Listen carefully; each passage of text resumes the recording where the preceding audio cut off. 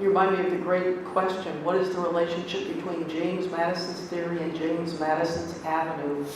Have we really overcome that Roman preoccupation with selfishness, greed, materialism?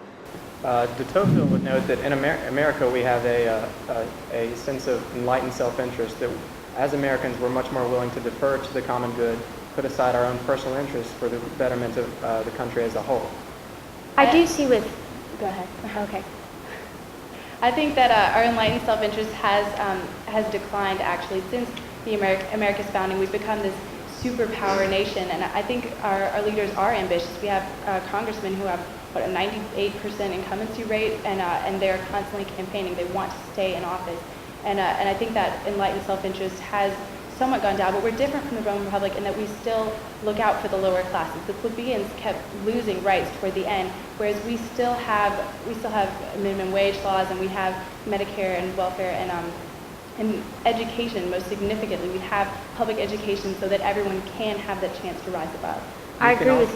You can also see evidence of a decrease in enlightened self-interest with our own Alabama Constitution. It centralizes power heavily in Montgomery, and it's clear that it would be to the behest of the Alabamian people as a whole if we were to amend it, cure the problems of home rule, change the fact that I have to vote on whether Montgomery can limit their mosquito population.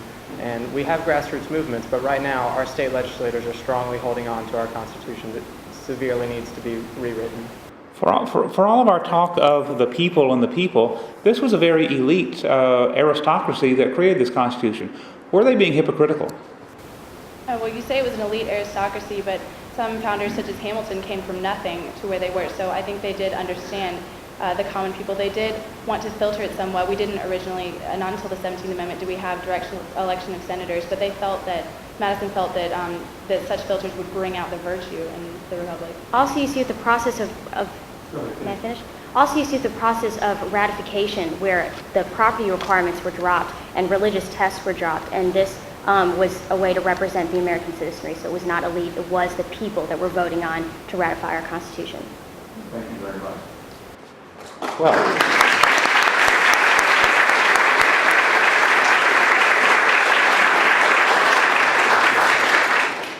it's a little intimidating sitting there, isn't it? I think. Let us give you some feedback as well. You've worked very, very hard to get to this day, and it clearly shows. I mean, this is a Unit 1 is a particularly difficult one. And what we're trying to do is to get you to think about the lessons of history. When you go back and read history, it's one thing to read it; it's another thing to interpret it. And this is not an easy unit.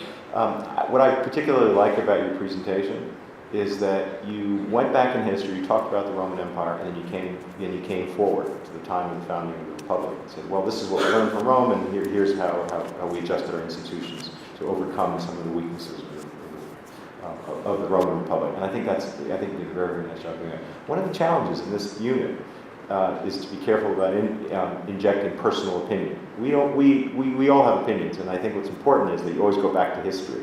And you did that. You threw in, I think, Annie, this Benjamin Franklin about freedom and liberty, neither one without the other. And then I think, Jackson, you threw in de Tocqueville when we talked a little bit about enlightened self-interest. So I think we try, part of our job is to see how well you know the issue, kind of push you a little bit over the edge, and kept putting the car back on course. So it's very nicely done. I agree. I thought you did an extraordinarily fine job starting out with warnings from the Roman Republic rather than the greatness of Rome. I think was a really smart move strategically because you can't justify a new science of politics if in fact you're looking to the greatness of Rome as your model. So starting out with selfishness, treachery, and oppression of laborers I thought was a nice way to go. Let me just tell you two quick places where I got a little bit confused, but that may have been my problem and not yours. You discussed the polity, the Aristotelian polity, as a mixture of monarchical, aristocratical, and democratical principles. And I didn't know if that's how you were describing the United States as an example of the Aristotelian polity, because then you went on to address the question of power must be derived from the great body of the people. Popular sovereignty absolutely undercuts the Aristotelian notion of the polity, the mixed regime, or the balanced regime. But again, that may have been my misunderstanding and not what you were saying. The one place where I do think I pick up a kind of disconnect, perhaps, in your argument, although again, I may be totally wrong, is in your opening statement you emphasized the importance of citizens checking government, and yet argued in response to some of the follow-ups that Americans trust institutions. I wrote this down. Americans trust institutions, not people. Really? Public opinion polls show horrendous mistrust of our governmental institutions. No institution is doing well. And just wanted to tie you back to your notion that it really is the role of the citizen to check the government, as you argued in your opening statement. A whole lot more we could talk about, because you did such a terrific job of putting a lot on the table, defending it very, very well, and giving us an extraordinary experience with you. Thanks.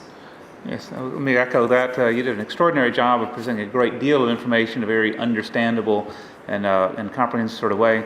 I especially liked your detailed discussion of ancient Rome. We have a tendency to say, well, we copy this Roman model without going into the details of what that model was, and talk about the 12 tables of law. And that was not, just didn't happen by magic. It was a political process that created that. Just a couple of details. I thought it was interesting that you would use Chaucer to a story about Chaucer. That's sort of an indirect way of getting there. And you talked about Lucretia, and that might have been a stronger place to begin, because I think that for most Romans would have been certainly what would have grabbed their attention. But that's just a matter of judgment, and I always appreciate references to Chaucer. Also, the discussion of the will of the people and the people and the people, something if we had a lot of time to talk about, a year later, 1789, the French are going to be having this revolution for the people, le people, can't get my pronunciation right, and going to end up killing a whole bunch of people. Because they're in defense of the general will of the people, who happen to be represented by a few dozen intellectual elites. So the people can be this great idea. They can be a really dangerous idea as well. And I hope the founders were, I think, aware of that conflict. I think we'd do well to be aware of the danger of using those words as well. But I thought that you did an extraordinary job, and I was delighted to have this conversation with you. Thank you very much.